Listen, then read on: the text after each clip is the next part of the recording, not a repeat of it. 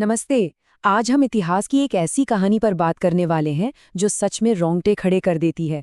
पानीपत का बदला और मराठा साम्राज्य का फिर से उठ खड़ा होना। मतलब ये कोई आम इतिहास का पन्ना नहीं है। ये कहानी है राख से उठकर वापस आसमान छूने की। जब पूरी दुनिया को लगा कि सब कुछ खत्म हो गया, तब बाजी कैसे पलटी गई।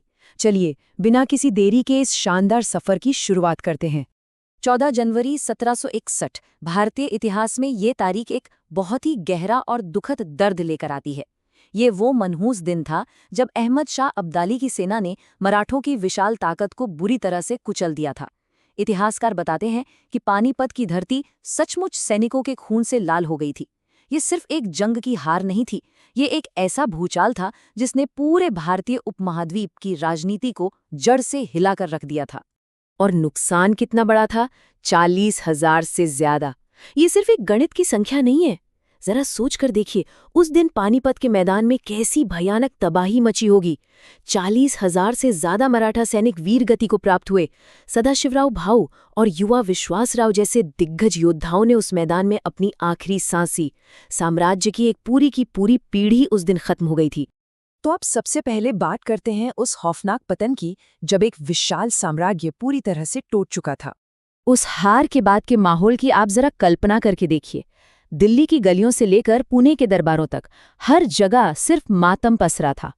उस वक्त के हालात बयां करने के लिए एक बात बहुत मशहूर है। दिल्ली कांप उठी थी और पूरे हिंदुस्तान ने ये मान लिया था कि मराठों का खेल अब खत्म हो चुका है। निराशा इतनी गहरी थी कि सबको लगा मराठा युग हमेशा के लिए दफन हो गया है। और सच कहूं तो जब कोई इतना नीचे गिर जाता है तो वहां से दोबारा उठना नामुमकिन सा लगता है। लेकिन हर अंधेरी रात के बाद सवेरा जरूर आता है, और इस कहानी में वो सवेरा लेकर आए माधवराव पेशवा। जब हर कोई हार मान चुका था, तब इस युवा योद्धा ने उस हार को अपनी किस्मत मानने से साफ इनकार कर दिया।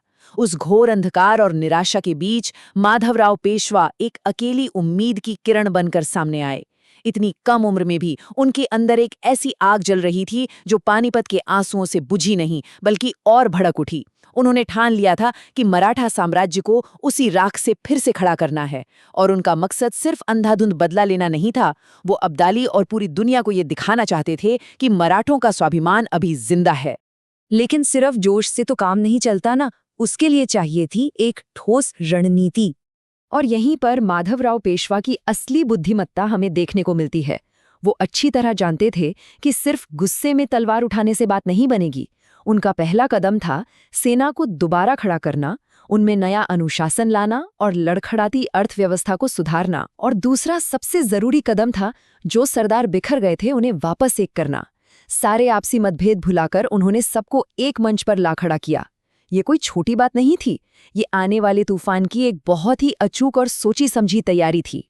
अब जरा इस सफर में लगे समय पर गौर कीजिए।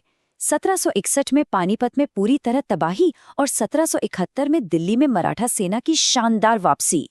आप सोच रहे हैं, सिर्फ 10 साल?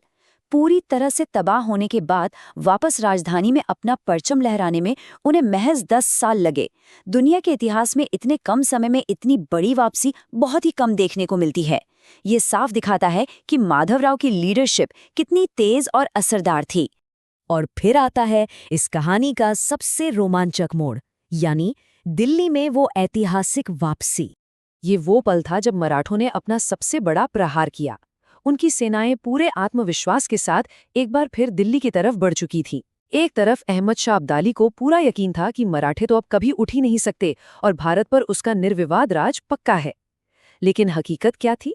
हकीकत ये थी कि मराठों ने ना सिर्फ अपनी ताकत पूरी तरह वापस पाई, बल्कि पूरे उत्तर भारत पर फिर से अपना कब्जा जमा लिया। अब्दाली का भारत पर हमेशा के लिए राज करने का सपना बुरी तरह टूटकर बिखर गया। मराठों ने मुगलों और अब्दाली के समर्थकों को धूल चटा दी। उत्तर भारत फिर से उनका था, और सबसे बड़ी बात, वही दिल्ली जो कभी उनकी हार की खबर से कांप उठी थी, आज एक बार फिर उनके विजयी कदमों के नीचे झुक गई थी। ये पानीपत के उस भयानक अपमान का सबसे करारा और संपूर्ण जवाब था। एक चक्र पूरा हो चुका था और मराठों का परचम फिर से पूरी शान से आसमान में लहरा रहा था। तो इस पूरी घटना से हमारा निष्कर्ष क्या निकलता है? आखिर असली बदला था क्या? थोड़ा रुककर हमें इस बात की गहराई को समझना चाहिए। मराठों का ये बदला सिर्फ दुश्मनों को मारने या खूनी प्रतिशोध तक सीमित नहीं था। ये सत्ता और सम्मान में एक बेहद शानदार वापसी थी। असली बदला ये नहीं होता कि आप दुश्मन को खत्म कर दें, बल्कि ये होता है कि आप खुद को इतना ताकतवर बना लें कि दुश्मन की सारी उम्मीदें धरी की धरी रह जाएं। कहते हैं ना, कभी कभी सबसे बड़ी हार ही सबसे बड़ी वापसी की शुरुआत बन जाती है। इतिहास हमें बार बार यही सिखाता है। पानीपत के मैदान में मराठे गिरे जरूर थे, उनकी एक पीढ़ी समाप्त हो गई थी, लेकिन वे कभी भी पूरी तरह से नष्ट नहीं हुए। ये कहानी इंसान की उस अदम्य इच्छा शक्ति का एक जीता जागता सबूत है जो कभी हार नहीं मानती। अब इस पूरी चर्चा के अंत में मैं आपको एक बड़े सवाल के साथ छोड़ना चाहता हूँ।